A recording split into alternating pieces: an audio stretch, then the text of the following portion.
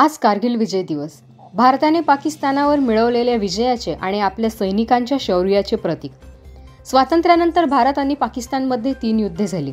त्यामध्ये सर्वात भयंकर आणि दीर्घकाळ चालणारे युद्ध म्हणजे कारगिल युद्ध. या कारगिल युद्धात शहीद झालेल्या शहीदांना आज हुतात्मा स्मारक अकोला येथे देशभक्त आजी माजी सैनिक सेवाभावी संस्था व तीक्ष्णगत मल्टीपर्पज वेलफेअर सोसायटीच्या वतीने मानवंदना देण्यात आली. यावेळी जिल्हाधिकारी अजित कुंभार, न्यायाधीश योगेश पैठणकर, सामाजिक कार्यकर्ते डॉक्टर सुगत वाघमारे यांच्यासह अनेक मान्यवर तथा आजी माजी सैनिक व नागरिक मोठ्या संख्येने उपस्थित होते. मानवंदना देऊन हुतात्मा स्मारक येथून मोटरसायकल रॅली काढण्यात आली. सदर मोटरसायकल रॅलीचा समारोप आळंदा फाटा बार्शी टाकळी येथे होणार आहे. त्यानंतर जिल्ह्यातील सर्व वीर शहीद जवानांचे परिवार, वीर माता, वीर पिता, वीर पत्नी, वीर पुत्र यांचा सत्कार करण्यात येणार आहे.